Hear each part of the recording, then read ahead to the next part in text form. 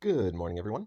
We have ourselves a brand new portal again, and today it has brought us to the Alliance Quest Night of the Moths, and they are featuring a brand new moth, and that is going to be our good friend here, Chimister. All right, so let's start off with saying that I kind of like the art. It's very appropriate with the name. He's holding up these like colorful beakers. Definitely a cool way to start this off. So let's dig into what this card does. All right, first things off, we are looking at a blue wizard, which is a pretty safe bet. There's tons of blue wizards out there. It's a good chance you already have a 5-star troop for this guy, so that's fun. We'll go through a quick reminder of the Moth family bonus. Although I'm sure quite a few of us are familiar with this, it is definitely making its rounds in the meta. The family bonus will be for 1, 2, or 3 heroes, and it's going to say at the start of each turn, cast Moth Dust to a random enemy for 2, 3, or 4 turns. Moth Dust has the following effect: negative 30% mana generation. If Moth Dust is cleansed or removed, the target falls asleep and receives plus 80% increased damage while sleeping. Okay, so obviously that's been a lot of fun. People are enjoying it, and I have been dealing with it myself. It's crazy the amount of negative mana generation this provides. And if you're daring enough to cleanse it, then you got to deal with your character falling asleep and how to handle that. So, yeah, very cool. All right, next up in the passives department, we have dodge special damage. This character has a 15% chance to dodge special skills that deal damage, so that's always helpful to reduce the amount of incoming damage. He also gets ailment immunity. Once again, this is one of my favorite Aether powers. For the first 6 turns, this guy just cannot be affected by status ailments. It makes them very difficult to handle at the beginning of the fight because there's no way to stop what they're doing. So let's take a look at what this guy's special does. Down here, we have got Mutating Mixture.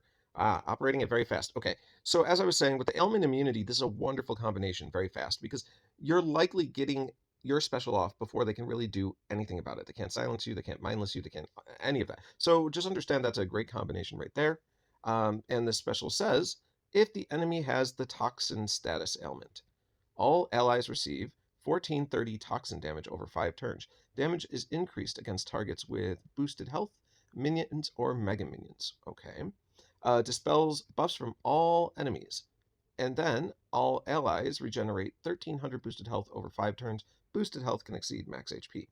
Okay. Now, granted, there's the caveat at the top here that says they need to have the toxin status. So there's probably more to this special, but let's dig into what we saw there. 1430 damage over 5 turns. It's going to be just shy of around 500 damage a turn. That's a very significant dot. And toxin damage is one of the safer damage types in the game right now where there's not a lot of counters to it. So it is probably effectively doing that damage. It's doing boosted damage versus Mega Minions, which again, I think they're really digging into Mega Minions as being like owning the meta status currently.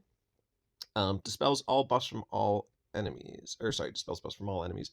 That's nice too. A little extra caveat that he can get rid of all those buffs. And then all allies do regenerate the 1300 over 5 turns. So 1300 over 5 turns is going to be a little over, well, a little under what, I guess about 350 a turn. I don't know. I'm sorry.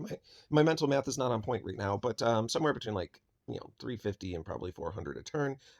So it's a nice little additional health bonus on top of doing damage to them, on top of dispelling. So very cool. But they need to have the toxin status, and here's the rest. So otherwise, all enemies receive 1145 toxin damage over 5 turns. Damage is increased against targets with boosted health, minions or mega minions, dispels buffs from all enemies.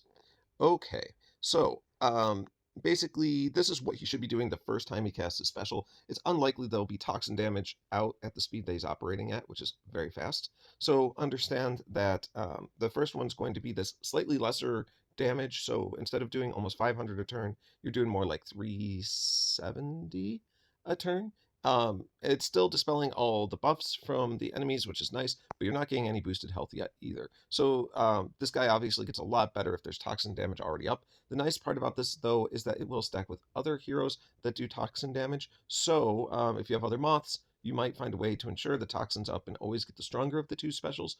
But in reality, with this guy operating it very fast, I feel like it's not going to be hard for you to take advantage of the stronger one.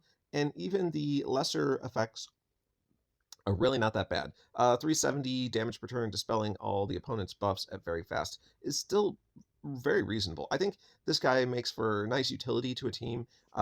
Let's say you don't want to run just one healer. He creates a way to get additional healing into your team while still doing damage. I guess my bigger caveat in mentioning that this guy would be amazing is that he doesn't necessarily lock too much stuff down. He can do some dot damage, he can do some healing, he does dispel buffs. There are times where all of those things are going to be needed, but I don't know if I feel like this guy is a must have. Um, I would say I think he's probably slightly better than average, though. So on a scale of 1 to 10, if I average it at 7, I think this guy can fall into the 8 range. His speed of very fast makes him a pretty viable character for dishing out early damage.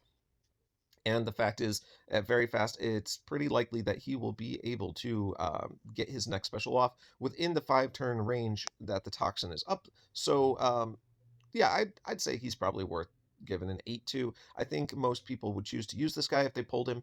And, I wish you all luck. I think the Moths are a wonderful part of the meta at current. Frustrating to go up against, but wonderful on your side. So, best of luck, all, and we will see you next time.